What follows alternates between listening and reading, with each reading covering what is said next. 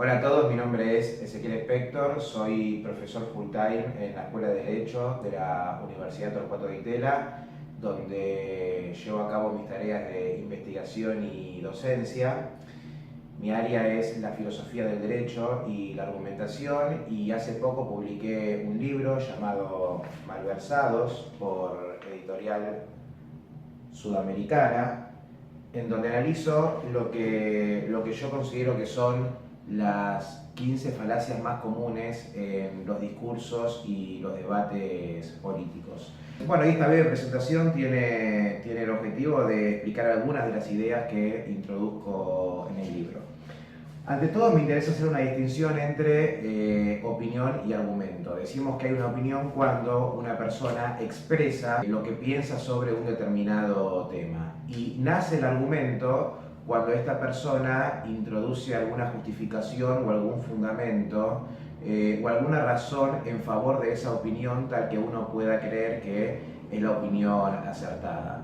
Por lo tanto, tiene sentido hablar de opiniones y argumentos en un debate solamente cuando el tema del debate es un tópico sobre el cual uno asume que hay una cierta verdad a la cual llegar, un tema sobre el cual se puede argumentar racionalmente. Ahí tiene sentido debatir, tiene sentido discutir. Por ejemplo, si discutimos acerca de cuál es el índice de pobreza, o si una determinada ley tiene buenas o malas consecuencias para la sociedad, o si una cierta práctica es beneficiosa o perjudicial. En cambio, no tiene mucho sentido debatir o discutir cuando son temas puramente subjetivos, como qué sabor de helado es más rico, qué deporte es más divertido, o qué color es más bello, por mencionar algunos temas en donde sí podemos decir que todo es opinable.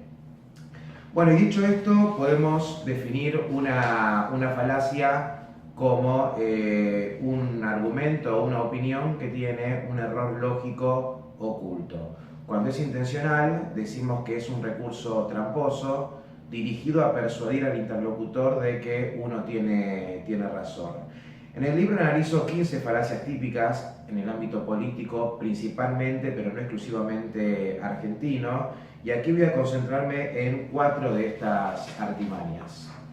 La primera es la falacia ad hominem. En latín significa, o en español, perdón, significa contra la persona, es un término en latín y eso significa en español, y surge cuando, en lugar de criticar el contenido de lo que dice el interlocutor, se apela a alguna característica supuestamente cuestionable del mismo para desacreditar lo que dice y que pierda peso delante de la audiencia. Entonces se puede criticar o bien a qué partido político apoya o apoyó, a su situación legal, a algún comportamiento pasado que haya tenido, o alguna otra característica que la gente pueda percibir como negativa. Un ejemplo sería si alguien dice hay que bajar los impuestos a la compra de alimentos para que la gente no pague tanto por ellos, y el interlocutor le responde vos no podés hablar, en el pasado formaste parte de una economía o de un gobierno que dejó una economía arruinada.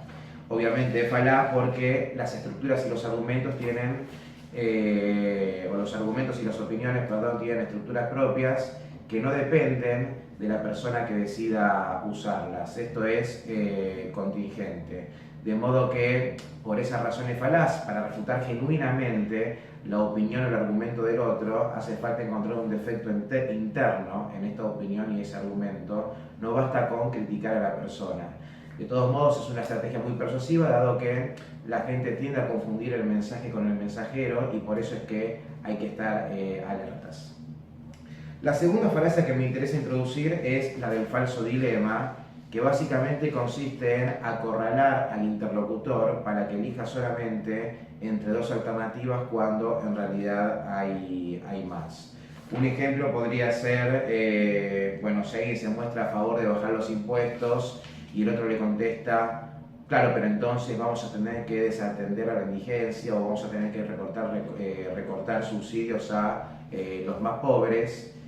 Esta persona estaría poniendo a la primera en un falso dilema, dado que lo estaría obligando a elegir entre 2 alternativas, a saber, altísima carga impositiva o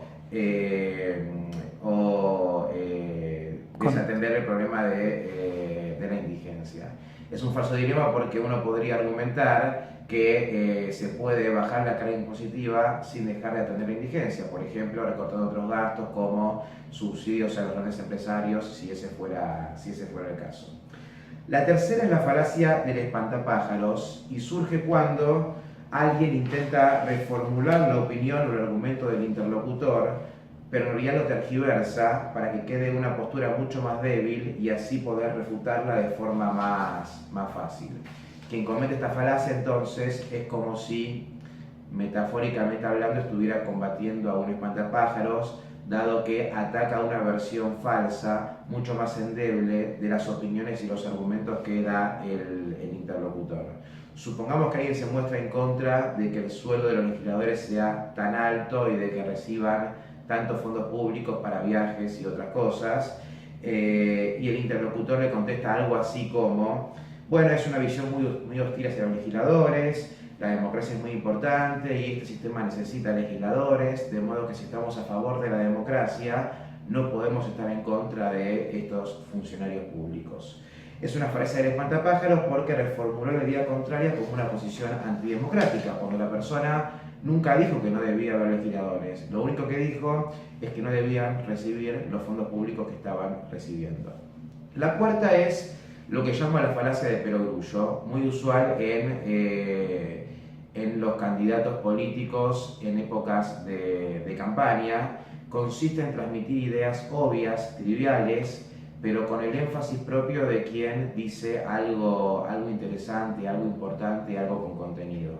Yo en el libro analizo varias formas de esta falacia, pero quizás la más común sea, por ejemplo, cuando a un candidato se le pregunta qué proyectos tiene para el país y empieza a enumerar objetivos obvios con los cuales todos estamos de acuerdo y no hay discusión, y no hace referencia a lo más controversial, que son los medios para alcanzar esos objetivos. Entonces dice: vamos a bajar la inflación, la pobreza, a crear empleo genuino, pero prácticamente no alude a cómo lo va a hacer, o alude a un medio que es tan abstracto que es prácticamente lo mismo que no decir nada. Por ejemplo, vamos a combatir la inseguridad con un plan integral de inseguridad. Entonces, la pregunta interesante es ¿en qué consiste ese plan contra la inseguridad? Por supuesto que hay muchas más falacias, algunas de las cuales analizo en el libro, pero estas son las 4 que me interesaba introducir. Espero que les haya servido y por supuesto que quedo a su disposición por cualquier duda que pudiesen tener. Muchas gracias.